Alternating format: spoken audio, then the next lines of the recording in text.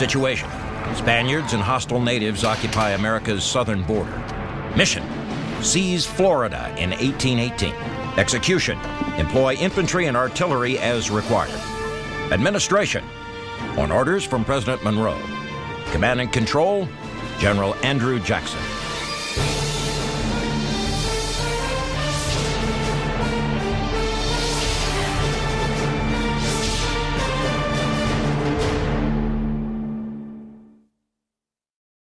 Welcome to Conquerors. I'm Captain Dale Dye. To an officer, a sword or saber is more than just a weapon. It's a symbol of his office, his authority. And in 19th century America, no one knew that better than Andrew Jackson. To his enemies, he was the Napoleon of the woods, a tyrant in the making. To his friends, he was Old Hickory, a tower of strength when the nation needed it most. In 1818, Jackson fought a war against the Seminole Indians and conquered the former Spanish province of Florida. It was an outrageous act that raised fears about what Jackson might conquer next. Would it be more foreign territory or the White House? 21 November 1817. Seminole Indians ambush an open boat carrying 51 American citizens as it travels up the Apalachicola River toward Fort Scott in southern Georgia. The Indians butcher 46 people. Only 4 get away and 1 is taken captive. The bloodbath was not an isolated incident, but rather the latest round in a simmering conflict on America's border with Florida, then a Spanish colony. Spain had very little control over Florida. They maintained very small garrisons, few troops, and very little influence over the area. And this meant that various Indian tribes could raid southern settlements of the United States and then flee to a sanctuary south of the border into Florida. The United States protested to Spain about the problem time and time again. Two countries even signed treaties to officially try and stop the cross-border incursions. They were sabotaged, however, by British agents actively instigating the Indians. The brutal attack on the American boat changed U.S. military strategy. Instead of just trying to stop Indian border raids, a new mission emerged: seize Florida from Spain. Now, there was only one man in America capable of carrying out such an audacious mission, and that was Andrew Jackson. In 1817, he was the most popular man in America. A genuine military hero for his decisive victory over the British at the Battle of New Orleans during the War of 1812.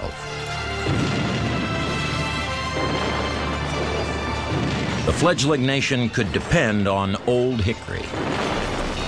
Jackson got his nickname because hickory was the toughest wood in the forest, and it was used for axe handles and things like that. And his soldiers called him Old Hickory because they thought he was so tough and completely indestructible. Indeed, he seemed to defy the laws of physics. After taking a bullet close to his heart in a pistol duel, Jackson shot his challenger dead. Too deep to be removed surgically, Jackson lived the remainder of his life with the bullet buried in his chest. During the War of 1812, Jackson had also earned a reputation as a fearless Indian fighter for defeating Britain's allies, the Creek Indians, on the southern frontier. They called Jackson Sharp Knife because he cut them deeply. He carved out 23 million acres of their land, including more than half of present-day Alabama and part of southern Georgia for the United States.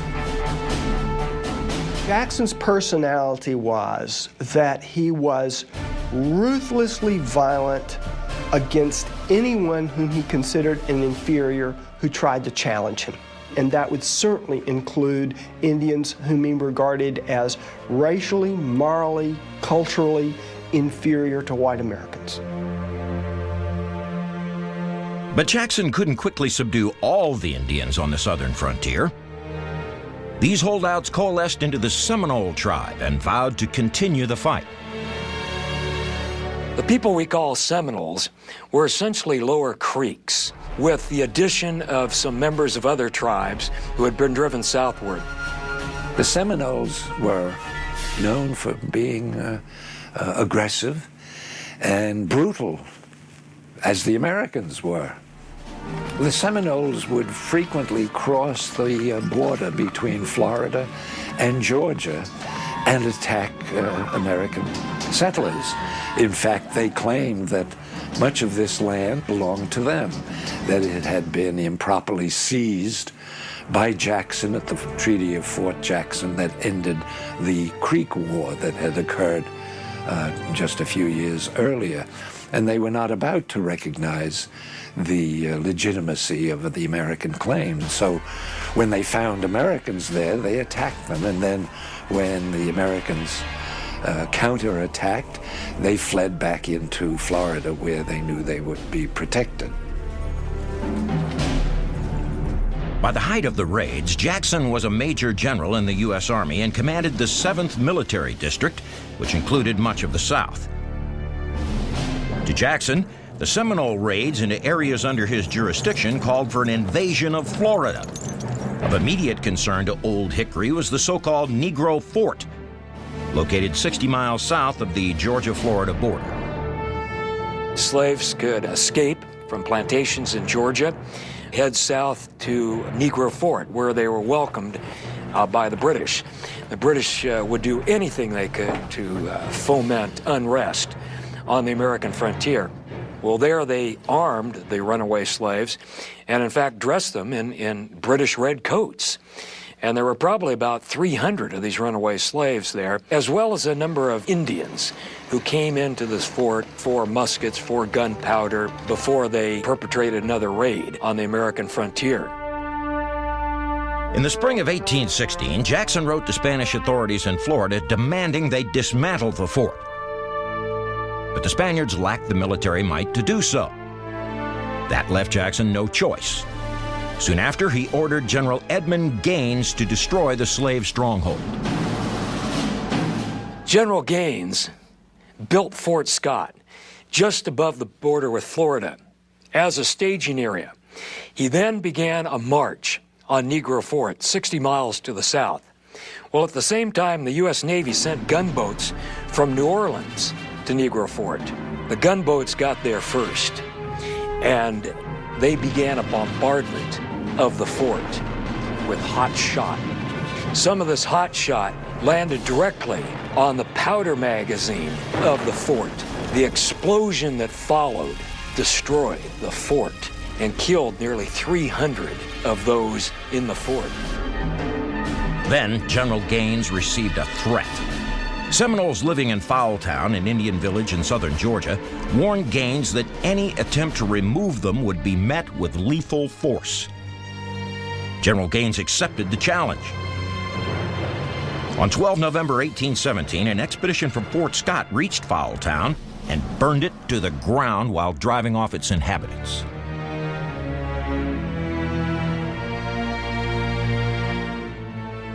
Nine days later, the Seminoles took their revenge on the boat carrying the American citizens. With that new round of violence, President Monroe ordered Jackson to take personal command of the operation. Old Hickory now believed that the only way to end the conflict with the Indians was to seize Florida outright from Spain. He assured President Monroe he could get the job done in 60 days if the president so desired.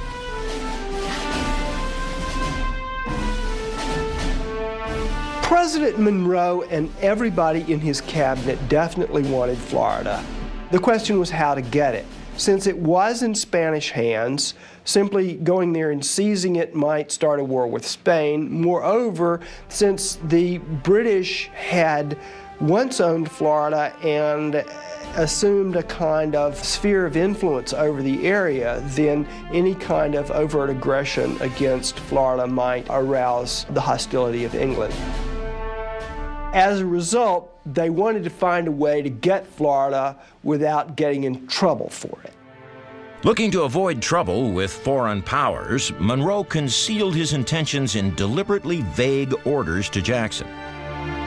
Jackson received a letter from Monroe in which he said, you have to go down there, and when you are there, you may find that there are other objectives for you to accomplish for your country.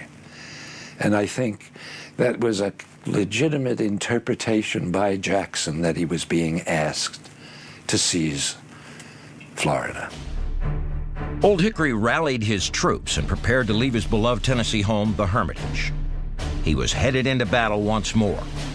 The First Seminole War was about to begin.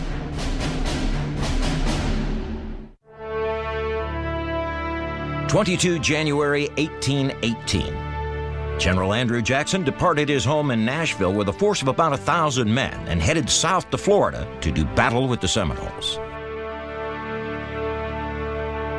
The primary tool of conquest was the Springfield musket, the standard military long arm of the time. It fired a 69 caliber solid lead ball out to a range of about 100 yards, depending on wind and weather. The problem was, it took a soldier quite some time to load ball and powder, ram ball and powder, return the ramrod, and then prime the pan with powder, close the pan, go to full cock, and then fire. A Seminole Indian could fire 10 arrows in the same amount of time. So, big equalizer was this bayonet. Jackson's ultimate mission was to conquer Florida, the Spanish province that provided Indians safe haven after they'd raided American settlements. It was an audacious goal, but one that Old Hickory was determined to achieve by any means necessary. Andrew Jackson did not believe the laws of political gravity applied to him. He was his own man in his own way, and there was about him a native intelligence, an instinct. We call it street smarts today. He knew what he was and who he was. His problem was, and it was a serious problem, he had this ungovernable temper, and the slightest affront could set him off. I mean, when he goes to engage in the Seminole War, you have to remember that he's carrying bullets, sword scars from fights and duels in which he had engaged. He was a violent man. Jackson's immediate destination was Fort Scott in southern Georgia near the Florida border. Jackson marched his army the 450-mile distance in just 46 days. Now that's a quick pace, despite heavy rains that turned roads into mud. They reached Fort Scott on 9 March. There, Jackson learned through spies that Seminoles and runaway slaves at St. Mark's, a Spanish settlement in Florida, were organizing attacks on the U.S. with the aid of British agents, including one Alexander Arbuthnot. Alexander Arbuthnot was a Scot. He came from the Bahamas, and he had actually come to trade with the Indians.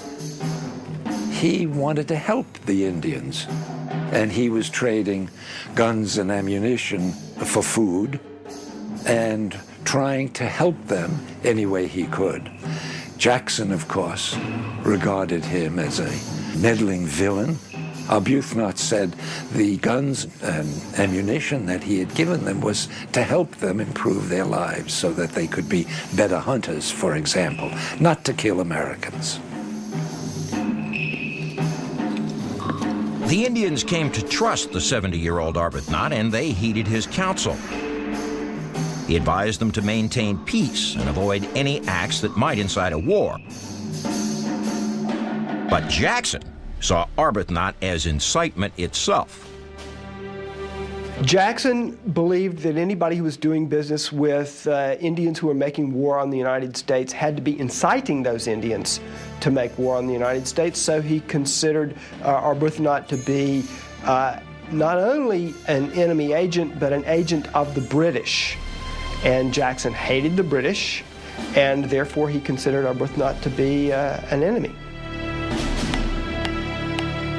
Jackson stopped just long enough at Fort Scott to feed his near-starving troops before resuming the march.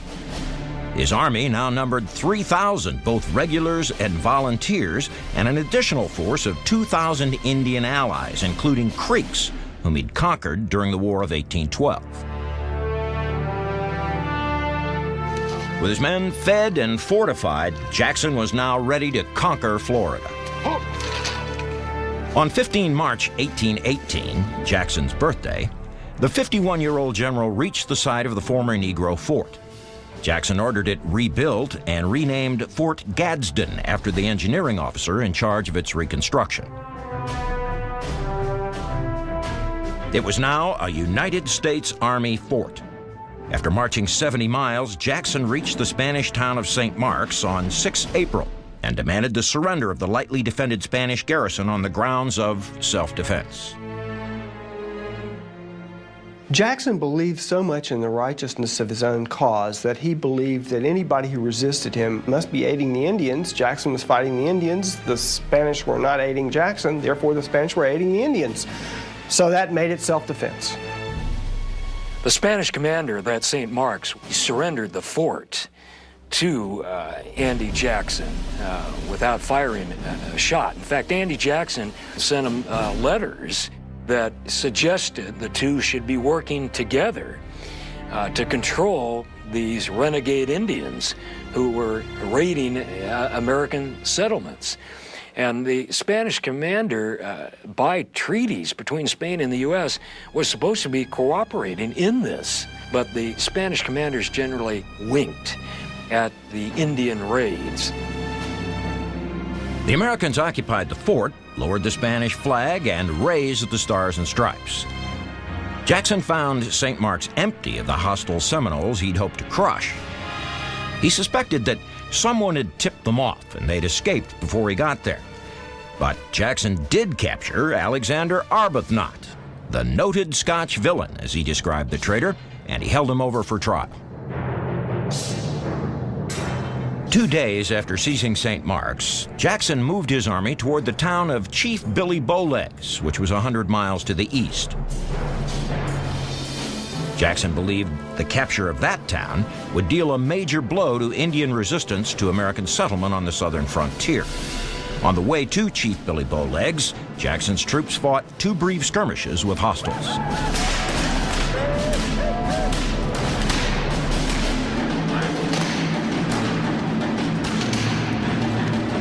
The Americans found the Seminoles to be spirited warriors who fought with small-bore rifles acquired through Spanish and British traders, and, of course, their traditional bows and arrows. The bows and arrows were still used because of their silence. They were a stealth instrument to kill people. The rifle, of course, you can hear it for miles through the woods because the sound bounces off all of the trees, travels for a while. But the bow and arrow still was a good choice in close combat. If you're within 20, 30 yards of somebody, you could still use the bow and arrow. And of course, you can get off 4 or 5 arrows before they can return a shot with the gunfire.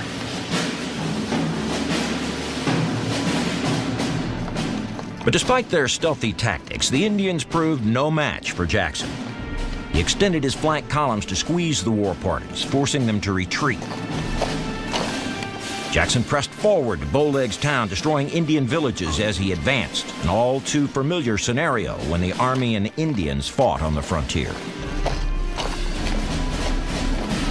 What would typically happen is that the warriors would seize the opportunity to attack the Americans, which unfortunately left the towns undefended, and the Americans could go in, burn the town, kill all the cattle, capture the women and children, destroy the corn, and then at that point the warriors could be picked off at leisure.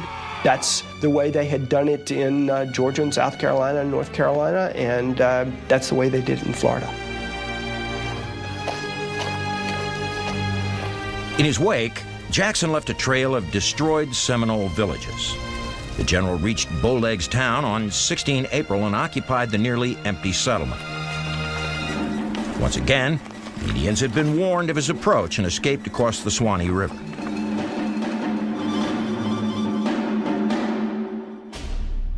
A few days later, a dashing former British Marine officer, Robert Ambrister, arrived in town, unaware that Jackson had already occupied it. Ambrister was a former British officer who had been fired from the service for some misbehavior, but he was essentially a soldier of fortune who wanted to go to the frontier and get involved kind of in a careerist situation, maybe make himself chief of something down there, no telling what. But Jackson thought that he too was a foreign agent. Like Arbuthnot, his fellow Brit, Ambrister supported the Indians' cause, but by very different means. Instead of pursuing the peaceful approach advocated by Arbuthnot, Ambrister was known to have advised the Seminoles to war against the Americans as the only way to defend their rights and property. For such belligerence, Jackson also held Ambrister for trial. Drop the sword.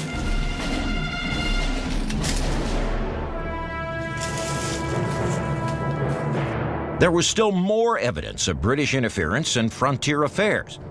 While occupying Bowlegs Town, a letter was found written by Arbuthnot which warned of Jackson's approach.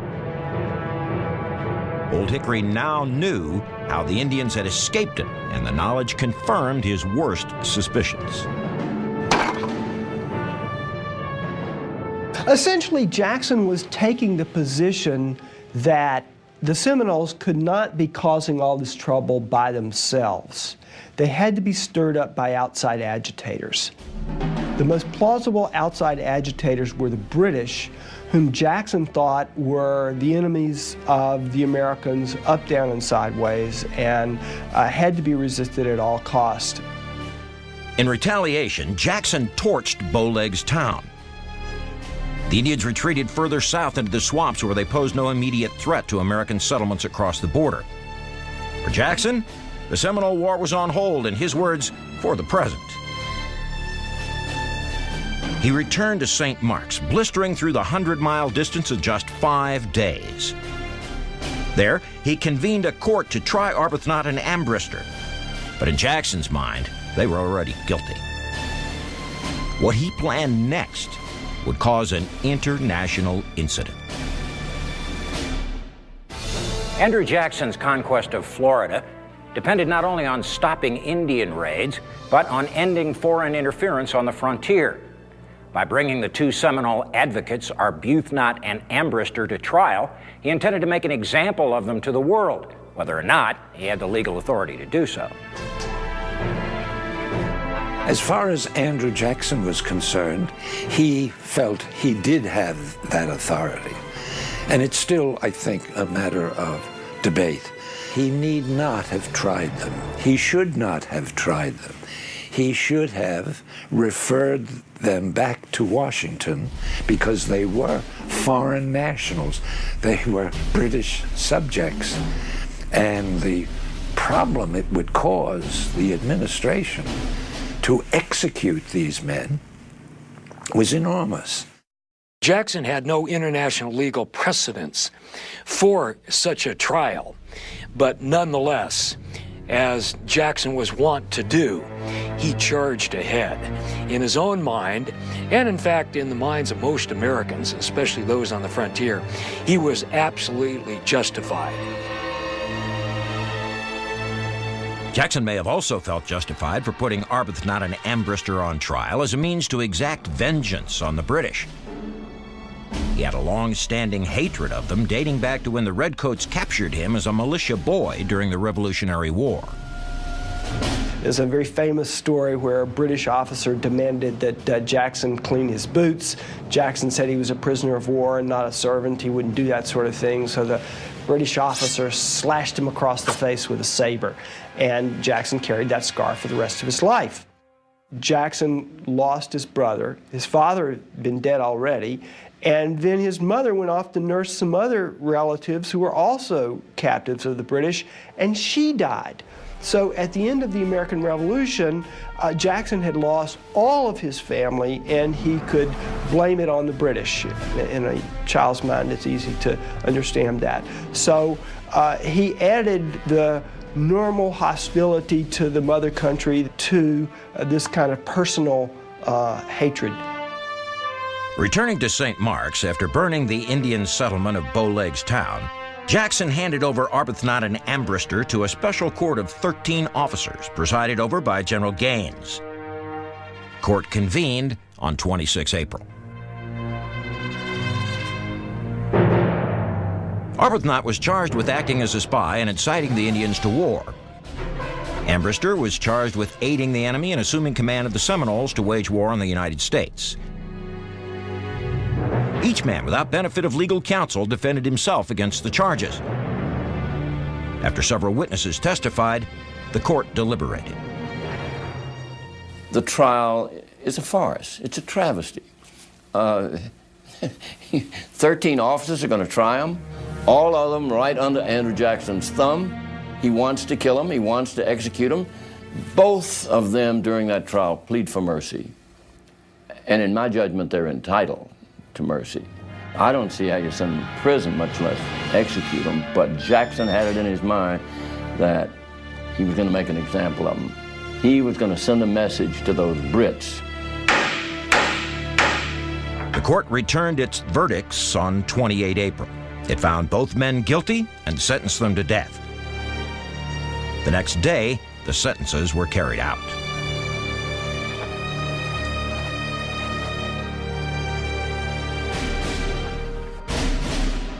Arbuthnot was hanged. Ambrister was sentenced to be shot, but a member of the court requested a reconsideration, and the court changed the punishment to 50 lashes and confinement with a ball and chain for a year.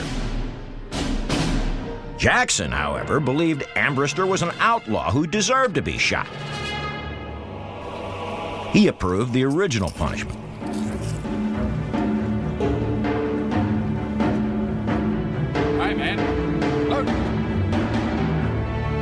Jackson overturns his own court. He kills them both. Hey! Hey! Fire! One more time, he couldn't control his passion.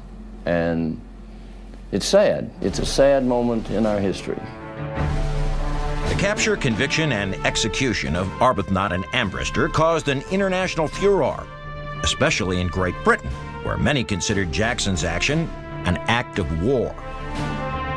There was a lot of angry talk in the British newspapers. The idea that His Majesty's subjects could be wantonly put to death by an American commander who was outside of his own country was outrageous to British public opinion.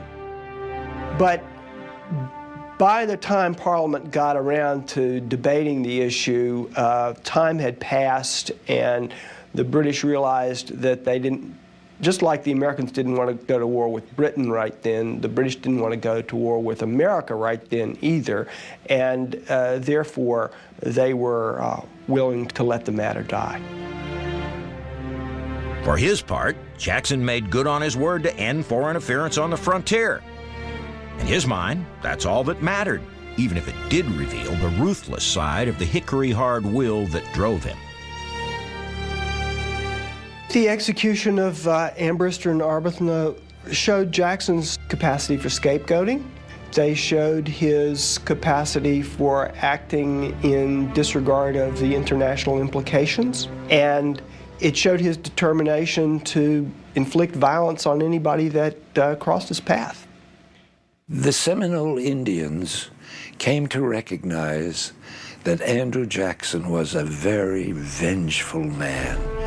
He executed Indian chiefs when he captured them, and that he would even execute English nationals, men they thought who had authority from the crown, and some of them said, all he had to do was look at us and we died. For them, Andrew Jackson was no one to mess with.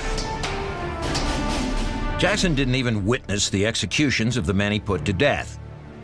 While Arbuthnot dangled from a noose and Ambrister bled, the general simply resumed his campaign to run the British, the Seminoles, and the Spanish out of Florida. he marched toward Pensacola, the center of Spanish power in Florida. Conquest was at hand, but so was more controversy. In Andrew Jackson's mind, the only way to make the southern frontier truly safe from Indian aggression was to seize Florida outright from Spain. An outrageous move for anyone else, but for Jackson, it would be business as usual. In his own mind, as it was always the case, there was self-justification. It's in the interest of my country, and when it comes to the interest of my country, my love of country puts my actions above any orders, any directives, any authority, even that of the President of the United States. On 24 May 1818, Old Hickory and his army arrived in Pensacola, the center of Spanish power in the province. Jackson easily captured the lightly defended town. The Spanish governor, Colonel Jose Massat, and 300 men retreated to Fort Barrancas, situated on a bluff overlooking Pensacola Bay. Here, Massat made his last stand. Jackson demanded Massat's surrender, but the Spaniard refused. And with that, Jackson prepared to fire on the fort with a 9-pounder and 5 8-inch howitzer batteries. The term 9-pounder referred to the weight of solid shot that Jackson's artillery could throw, and not to the field artillery piece itself. Jackson's artillery could fire a 9-pound ball like this out to a range of about a half a mile, and it was usually against fortifications. This little ball could do a lot of big damage, and Jackson had absolutely no problem with using his artillery in the conquest of Florida. Under cover of night, he moved some artillerists up to a hill 300 yards west of us, another to a hill 700 yards north, and positioned the men pretty much right under the Spanish guns. In the morning, he demanded surrender again. They refused, fired cannons to try to dislodge his artillerists, and once Jackson realized they were not going to turn the fort over, he opened fire. A spirited fight followed. Massat, realizing that he was outnumbered 10-1, quickly surrendered. With a minimal show of force, Jackson had effectively conquered Florida. He issued a proclamation justifying his action again on the grounds of self-defense and announced the establishment of a provisional government.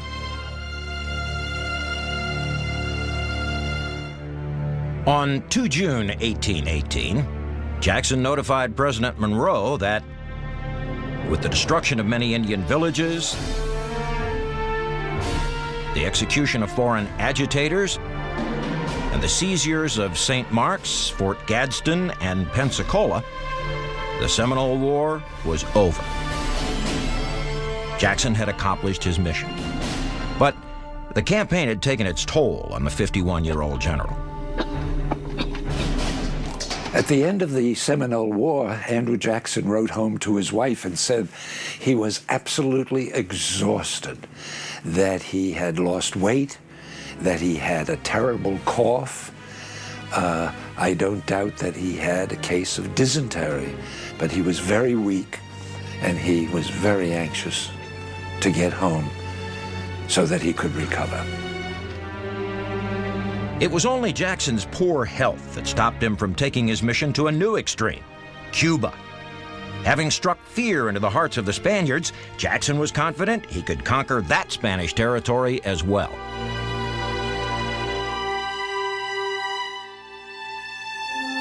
On 28 June, Jackson returned home to the Hermitage in Nashville, receiving a hero's welcome for making the frontier safe for settlement. But in Spain, Jackson was attacked as a villain whose bold seizure of Florida was painfully reminiscent of another military tyrant who craved conquest on his own terms. The Spanish called him the Napoleon of the woods because, as Napoleon had done in Europe, become this military tyrant who was a law unto himself, well, now Jackson was similarly kind of a buckskin-clad frontier version of Napoleon. Jackson's exploits in Florida, from the executions of the 2 British subjects to the forced surrender of Spanish forts, had caused an international incident. England and Spain now had grounds for declaring war on the United States. The Spanish foreign minister protested fiercely, demanding at least an apology, if not a repudiation of Jackson's actions. The crisis put President Monroe in a delicate position. After Jackson took Florida, the Monroe administration publicly stated that he had far overstepped his bounds and gone well beyond his orders. Of course, that was the plausible deniability that the Monroe administration needed. They wanted Florida, and they knew if they gave Andrew Jackson some latitude in his orders, he would take it. But Monroe did not want to explicitly state that this was the aim of his administration, so therefore they had cover for themselves. The crisis worsened as many in Washington also attacked Jackson for his Napoleonic conduct. Congressmen clamored to censure him. To Jackson, those were fighting words. He rallied himself from the Hermitage and headed into battle once more, this time to conquer Washington and reclaim his honor. Now, here's Jackson's tips for conquerors. 1, use psyops to intimidate your enemy. 2, when you've got the edge, go for it, even if it exceeds orders. And 3, be ruthless in the extreme. Andrew Jackson's bold seizure of Florida caused a calamity at home and abroad. Spain demanded restitution of their province, while many in Washington, from Congress to the cabinet, demanded Jackson be punished for exceeding his orders and usurping their powers. President Monroe turned to the one man in his administration who openly supported Jackson and who also happened to be the nation's most skilled diplomat to negotiate a resolution to the mounting crisis. It was only the Secretary of State, John Quincy Adams, who argued that what the Indians did in attacking our frontier was something that should have been controlled by the Spanish, but that the Spanish obviously couldn't do it. They didn't have the military strength. Therefore, every time in the future that the Seminoles attacked our frontier, we would be obliged to go back into Florida. That indeed the action of Jackson was justified, and that the only way the Spanish could maintain their honor and prevent any further incidents was to cede Florida to the United States. To legally end the crisis, the U.S. offered to buy Florida from Spain. While Adams met with Spanish officials to negotiate the deal, Jackson fumed at the Hermitage. The administration's dilemma perplexed him. He'd carried out what he thought were the president's real aims in Florida, so why all the criticism instead of the gratitude he thought he deserved? Now, Jackson was prone to taking conflicts personally, so he concluded that political opponents who saw him as an American Napoleon must be fomenting the crisis and tarnishing the luster of his victory. And for once, Jackson's paranoia may have been justified. There were many figures in Congress who thought, hey, you know, this guy can end up overthrowing the Republic and making himself the dictator of America. Henry Clay, for example, who was Speaker of the House, began to warn about the military chieftain taking over the government. So there were people in Congress and in the cabinet who debated about whether Jackson should be censured for having killed these British subjects and seized the Spanish forts and all the rest. Still recovering from lingering ailments sustained in the Florida campaign, Jackson arrived in Washington on 23 January 1819 as the House debated whether to censure him. The arguments against Jackson were strong, but not as persuasive as the will of the people. Members of Congress were feeling that heat. And you know, when you challenge the hero who's made their country safe from the Indians and from the British, and now from the Spanish, I mean, the people are on his side. And so he was wearing the armor of democracy. On 8 February, Congress voted down 4 resolutions condemning Jackson. Feeling fully vindicated, Old Hickory celebrated. Jackson carried the day by his assertion of basically what he thought of as the destiny of the American people to take this territory by hook or by crook. And when John Quincy Adams concluded a treaty with the Spanish minister to, in effect, purchase Florida, nobody felt like it was worth going over the details about how it had been accomplished. John Quincy Adams had great political savvy and also great experience. He was able to soothe all these ruffled feathers. And in fact, behind the scenes, at meetings of Monroe's cabinet, John Quincy Adams staunchly and vehemently defended the actions of Andy Jackson, because those were the actions that everybody really privately wanted. Jackson's popularity skyrocketed. The following week, he was literally mobbed by hordes of adoring citizens while visiting New York City and Philadelphia.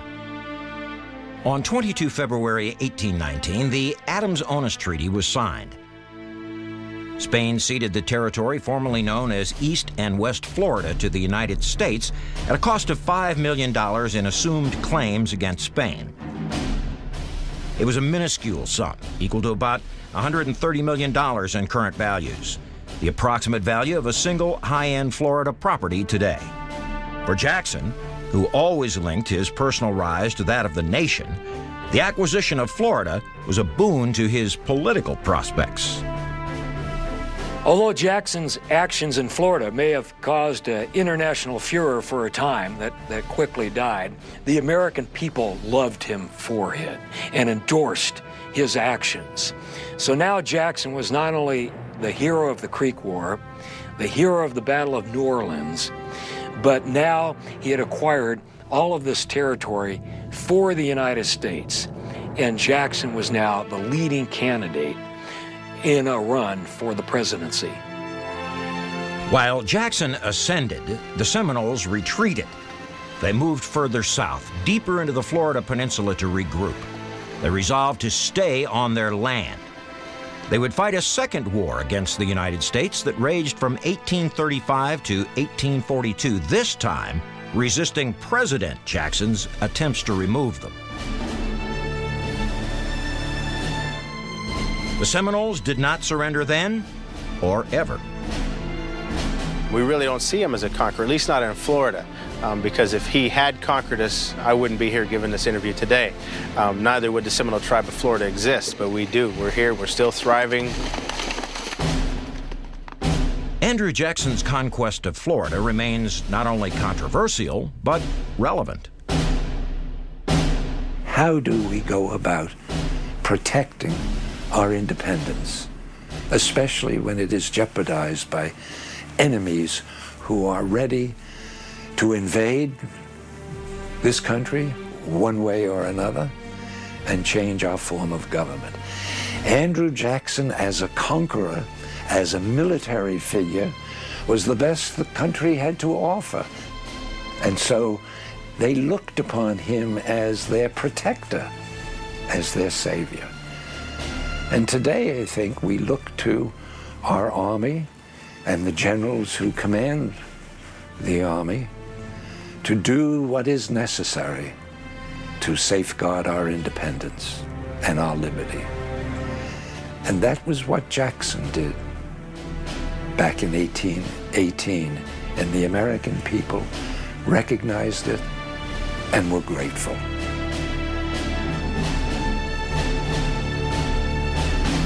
In 1821, Andrew Jackson served as the first territorial governor of Florida, but he had higher aspirations.